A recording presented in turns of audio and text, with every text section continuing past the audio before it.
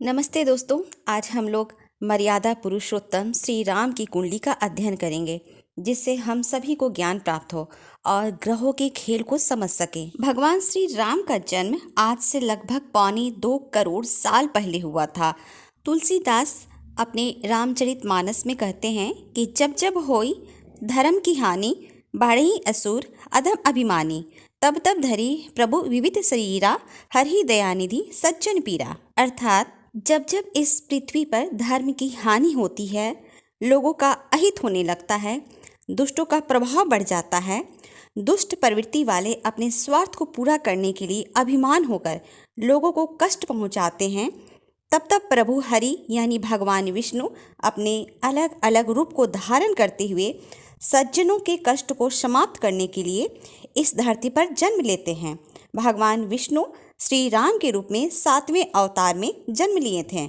हम लोगों में इतनी शक्ति, इतनी बुद्धि है ही नहीं है कि श्री राम की कुंडली को इतनी आसानी से व्याख्या कर सकें। फिर भी कई दिनों से मन में आ रहा था कि श्री राम की कुंडली का अध्ययन की जाए, और इसी वजह से ज्ञान पाने के लिए, ग्रहों के खेल को समझने के लिए कहीं से तो शुरुआत होती है। और इसीलिए आज के वीडियो में मर्यादा पुरुषोत्तम राम की कुंडली का अध्ययन करने जा रहे हैं। तुलसीदास जी कहते हैं, नौमी तिथि मधुमास पुनीता, शुक्ल पक्ष अभिजीत हरिप्रीता, मध्य दिवस अति शीत नधामा, पावन काल लोक विश्रामा। यह मधुमास पुनीता को चैत्र मास के पवित्र पावन को कहा गया है। तुलसीदास इस कविता में कहते हैं कि मधुमास पुनीता यानी चैत्र मास के पवित्र नौवीं तिथि को शुक्ल पक्ष के अभिजीत मुहूर्त के समय, जो हरि को प्रिय है, भगवान विष्णु को प्रिय है, मध्य दिवस यानी दोपहर का समय था, जब न अधिक सर्दी थी न ही अधिक धूप यानी गर्मी थी। वह पावन काल यानी पवित्र समय था, जो लोगों को यानी पूरे संसार को शांति प्रदान करने वाला था। महर्षि वाल्मीकि जी अपने लिखित रामायण के बाल कांड में श्री राम के जन्म सर्ग 18वें श्लोक 18, 8, 10 में उल्लेख किए हैं कि श्री राम का जन्म चैत्र माह शुक्ल पक्ष की नौवीं तिथि को कर्क लगन में पुनर्वसु नक्षत्र के चौथे चरण में अभिजीत मुहूर्त में हुआ। तो इस शुभ मुहूर्त में मर्यादा पुरुषोत्तम श्री राम का जन्म इस धरती पर हुआ था। वाल्मीकि ऋषि ग्रहों के बारे में बताते हैं कि जिस समय श्री राम का जन्म हुआ था, उस समय कर्क लगन उदित हो रहा था और 5 ग्रह अपने उच्च राशि में गोचर कर रहे थे। मर्यादा पुरुषोत्तम श्री राम भगवान विष्णु के अवतार जरूर थे, पर उन्होंने सामान्य बच्चों की तरह माता के गर्भ से जन्म लिया था। उनका जन्म ही आम जनमानस को संदेश देता है कि इस पृथ्वी पर जो भी व्यक्ति जन्म लेता है, उसे अपने मर्यादा का, धर्म का पालन करना होता है, नियमों को निभाना होता है।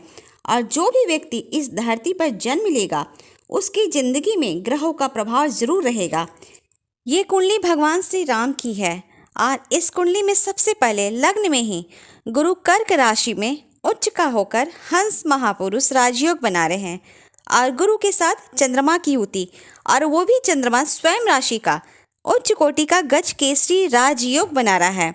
चौथे घर में शनि तुला राशि में उच्च का होकर शस महापुरुष राजयोग बना रहे हैं। सप्तम भाव में मंगल मकर राशि में स्थित होकर रोचक महापुरुष राजयोग बना रहे हैं। दसम भाव में सूर्य मेष राशि में उच्च के होकर बैठे हैं, जो राज्य सरकार का सुख देता है और प्रसिद्धि देता है, कीर्तिवान बनाता है। शुक्र 9वें भाव में बैठे हुए हैं, मीन राशि में उच्च के हो जाते हैं।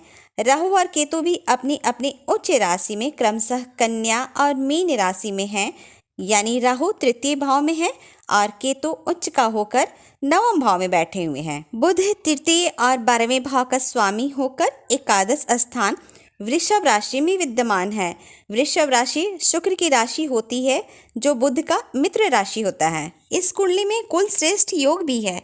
जब कुंडली में शुक्र और शनि स्वराशि का होता है, उच्च राशि का होता है, तो वो कुल श्रेष्ठ योग का निर्माण करता है। इस योग से व्यक्ति आज्ञाकारी होता है, निष्ठावान होता है और पुत्र को प्राप्त करने में सफल होता है। तो इस तरह से भगवान श्री राम की कुंडली में कई सारे राजयोग बने हुए हैं। उनका जन्म कर्क लगन में हुआ था। कर्क लगन वाले काफ़ी दयालु होते हैं, बहुत ही भावुक होते हैं, और वो दूसरों की तकलीफ में मदद करने वाले होते हैं, और उनकी राशि भी कर्क ही थी। तो आप लोग उनकी दयालु स्वभाव को बहुत ही अच्छी तरीके से समझ सकते हैं। वे अपने राज्य में किसी को भी तकलीफ में या दुख में नहीं देख पाते थे।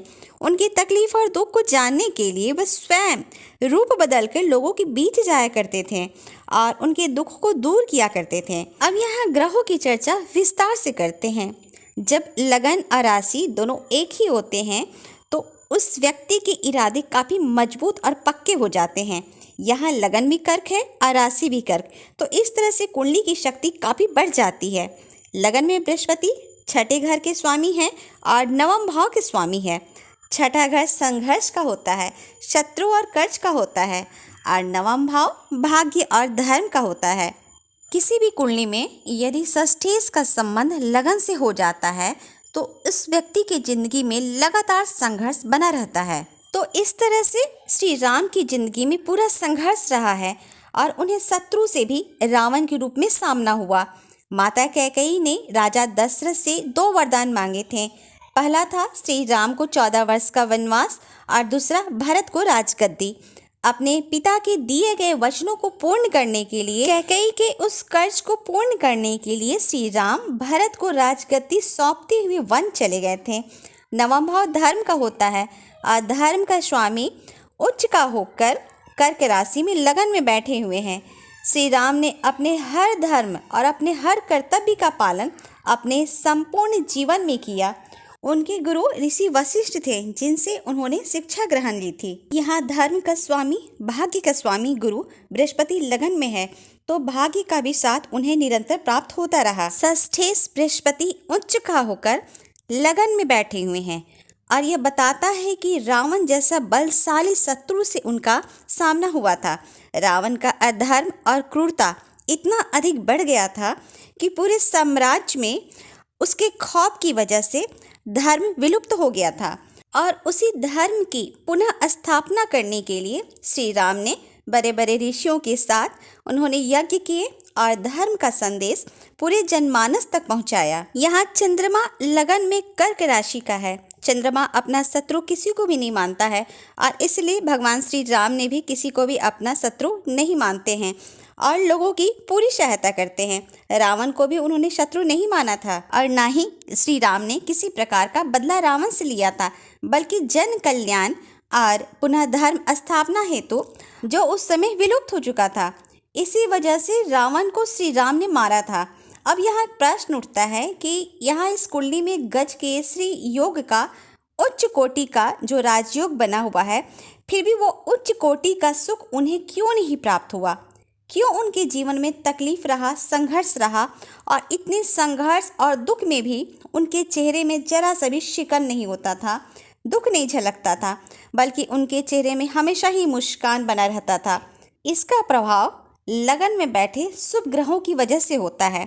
वो भी उच्च का हो कोई भी ग्रह लगन में तो व्यक्ति हर परिस्थिति में सकारात्मक सोचते हुए मुस्कुराते हुए अपने जीवन में आगे बढ़ता है। पर फिर श्री राम के जीवन में सुख क्यों नहीं? जन्म कुंडली में चौथे भाव में शनि सप्तमेश और अष्टमेश होकर तुला राशि में उच्च के होकर वक्री हो गए हैं। कर्क लगन के लिए शनि कारक नहीं होते हैं, वे सप्तम भाव के स्वामी होते हैं और अष्टम भाव के स्वामी होते हैं। और जब अष्टम भाव के स्वामी सुख के स्थान पर जाते हैं तो वो सुखों में कमी करते हैं। चौथा घर माँ का होता है, माँ के सुखों का होता है और खुद के सुखों का होता है। जनता का भी घर होता है चौथा भाव और इसी वजह से उन्हें घर का सुख प्राप्त नहीं हो सका। हालांकि जनता का पूरा सहयोग मिला, वो भी घर छोड़ने के बाद। परंतु यहाँ ये देखा जाए कि सप्तमेश यानी सप्तम भाव के स्वामी जो कि पत्नी भाव का स्वामी होता है, उनके सुख के स्थान पर चौथे भाव में उच्च का होकर बैठे हुए हैं। तो इस वजह से उनकी पत्नी सीता यानी माँ सीता ऊंचे खानदान से आई हुई थी। इस कुंडली में शनि अपनी 10वीं दृष्टि से लगन में बैठे चंद्रमा और बृहस्पति को देख रहे हैं, जो इस गज केसरी योग को भंग कर रहा है। और यह कारण रहा कि जो अब उनके जीवन में संपूर्ण जीवन में जो गज केसरी योग का सुख प्राप्त होना था, शनि की दृष्टि की वजह से वो सुख प्राप्त नहीं हो सका। शनि की तीसरी दृष्टि छठे घर पर पड़ रही है। छठा घर शत्रु का होता है। जहाँ शनि दृष्टि डालते हैं तो उस भाव से जुड़ी चीज़ों को खत्म करते हैं। तो शत्रु तो रावण के रूप में था और श्री राम के द्वारा रावण मारा गया था। शनि की 7वीं दृष्टि 10वें भाव में बैठे यानी धन भाव के स्वामी सूर्य मेष राशि में उच्च का होकर कर्म भाव में बैठे हुए हैं। तो सूर्य उच्च का होकर 10वें भाव में जो बैठे हुए हैं, 10वां भाव राज्य सरकार सत्ता का होता है। तो शनि की दृष्टि की वजह से वो राज्य सत्ता का सुख जो उनको मिलना था वो भंग हो गया। सूर्य कर्क लगन के लिए द्वितीयेश होते हैं यानी द्वितीय भाव के स्वामी। द्वितीय भाव धन का होता है, पैतृक संपत्ति का होता है। तो जब इस द्वितीयेश पर शनि की दृष्टि पड़ी तो उन्हें पैतृक से संबंधित चीजों को त्याग करके वन में जाना पड़ा। श्री राम का जन्म पुनर्वसु नक्षत्र के चौथे चरण में हुआ था यानी बृहस्पति की नक्षत्र में। जब श्री राम ने जन्म लिया था तो चंद्रमा कर्क राशि के पुनर्वसु नक्षत्र में गोचर कर रहे थे। तो इस तरह से जन्म के समय श्री राम की महादशा बृहस्पति से प्रारंभ हुई थी। बाल्यकाल अवस्था में उनका लगभग 4 या 5 वर्ष बृहस्पति महादशा में रहा होगा। फिर शनि की महादशा प्रारंभ हो गई थी। जब वो 16 वर्ष के थे उस समय शनि में चंद्रमा का अंतर्दशा रहा होगा। शनि की दृष्टि चंद्रमा पर पड़ने से उन्हें संसार से वैराग्य उत्पन्न हो गया था। वो समाज में लोगों के छल कपट और लोभ को देखते हुए परेशान हो चुके थे। वे विरक्ति लेना चाहते थे और उन्हें अपने अस्तित्व की निरर्थकता और दुख का एहसास होता था। तब वो ऋषि वशिष्ठ के शरण में आ गए थे और प्रबुद्ध ऋषि उन दोनों के बीच एक संवाद के माध्यम से सत्य के शिखर पर ले जाते हैं, जिसे योग वशिष्ठ के नाम से जाना जाता है। इससे श्री राम के दुख समाप्त हो गए थे। जब सप्तम भाव पर ध्यान दिया जाए तो सप्तम भाव के स्वामी शनि उच्च के होकर तुला राशि में चौथे घर में बैठे हुए हैं और मंगल पंचम भाव और 10वें भाव के स्वामी होकर मकर राशि में उच्च के होकर रोचक महापुरुष राजयोग का निर्माण कर रहे हैं।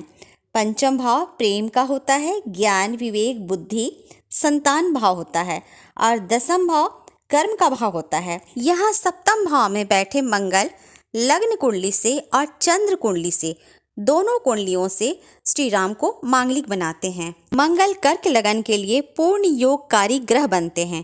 पंचमेश जब सप्तम भाव से शुभ ग्रहों से दृष्ट होकर प्रभाव बनाते हैं तो प्रेम विवाह का योग बनता है। श्री राम को सीता माता से पहले प्रेम हुआ था, फिर विवाह, परंतु इस दौरान भगवान श्री राम का विवाह बुध की महादशा में हुआ था। यहाँ बुध कर्क लगन के लिए तृतीय भाव और 12 भाव के स्वामी बनते हैं, जो ये भी कर्क लगन के लिए ठीक नहीं होता है।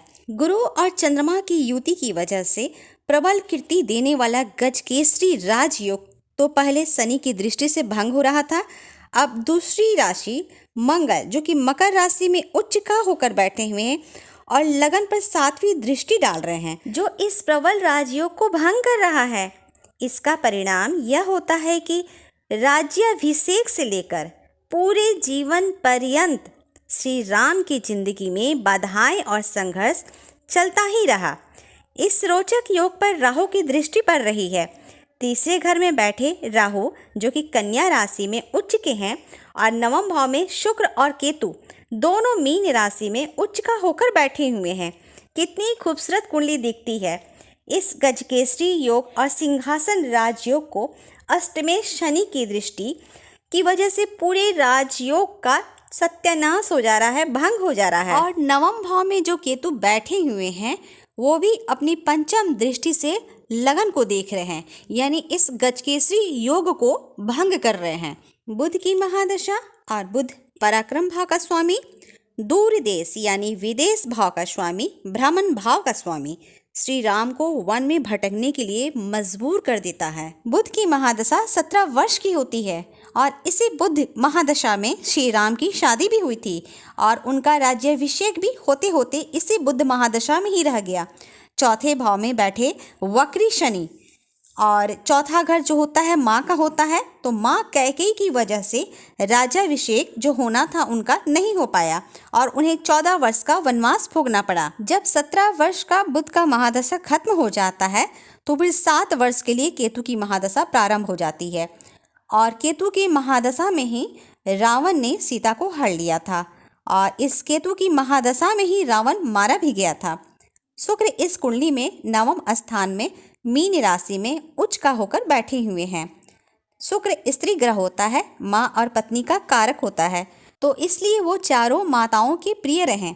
और माँ सीता भी खुद लक्ष्मी है, शक्ति स्वरूपा देवी हैं, पर इस शुक्र के साथ केतु भी बैठे हुए हैं, जो इस शुक्र से संबंधित खुशियों में कमी करा देते हैं। यही वजह रहा कि इन्हें पूर्ण रूप से माता और पत्नी का सुख प्राप्त न हो सका। श्री राम के पुत्र की बात करें तो पंचम भाव संतान का होता है और वो सप्तम भाव में मकर राशि में उच्च का होकर बैठे हुए हैं। पंचम भाव के स्वामी मंगल बनते हैं और मंगल मकर राशि में उच्च के हो जाते हैं, तो सभी लोग जानते हैं कि लव कुश उनके पुत्र के रूप में कितने बड़े पराक्रमी थे, कितने बड़े साहसी थे। तीसरा भाव का राहु सभी अरिष्टों का समन करता है। फिर भी ग्रह स्थितियों के प्रभाव की वजह से श्री राम को पत्नी सुख, मातृ सुख, पितृ सुख और भौतिक सुखों से वंचित रहना पड़ा था। नवम भाव में बैठा केतु धर्म के मार्ग पर ले जाता है। तीसरा भाव छोटे भाई का होता है और यहाँ राहु उच्च के हैं। तीसरे भाव के स्वामी बुध एकादश स्थान में शुक्र की राशि वृषभ राशि में है, जो बुध के मित्र की राशि है, और शुक्र नवम भाव यानी भाग्य भाव में बैठे हुए हैं। इस वजह से उन्हें भाइयों का भी साथ हमेशा ही मिलता रहा।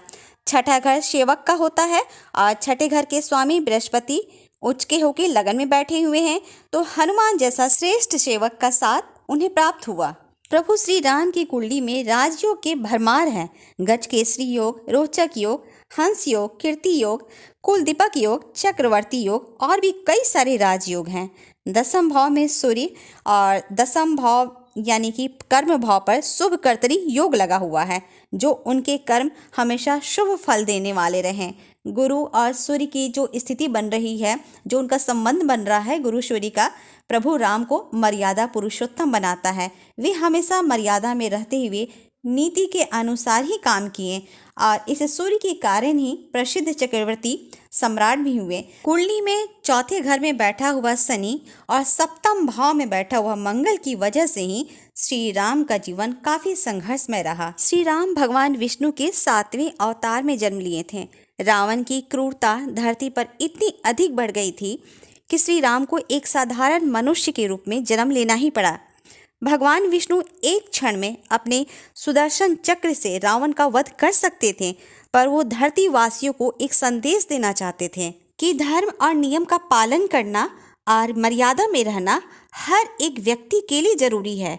और इसी वजह से श्री विष्णु ने श्री राम के रूप में जन्म लिया था। और जब जब इस धरती पर अत्याचार बढ़ेगा, तब तब श्री हरि फिर से जन्म लेंगे उस अत्याचार को खत्म करने के लिए। कुकर्म, पाप, अधर्म, दुराचार, अनाचार को खत्म करके धर्म और नियम का पालन करना और मर्यादा में रहने की सीख देने के लिए वो जन्म फिर से लेंगे। जब श्री राम की जिंदगी में इतनी सारी परेशानियां, संघर्ष और तकलीफ रहा, तो हम लोग तो आम इंसान हैं और हम लोग जरा सा भी तकलीफ में विचलित हो जाते हैं, परंतु श्री राम ने हर एक मुश्किलों को हंस कर सामना किया। श्री राम ने हर एक मर्यादा, नियम का पालन करते हुए कई आदर्श प्रस्तुत किए हैं। वो एक आज्ञाकारी पुत्र रहें, एक आदर्श भाई के रूप में रहें, आदर्श पति के रूप में रहें और खुद को समाज के कल्याण के लिए समर्पित कर दिया। इसलिए वो मर्यादा पुरुषोत्तम राम कहलाएं। धन्यवाद दोस्तों। जय श्री राम।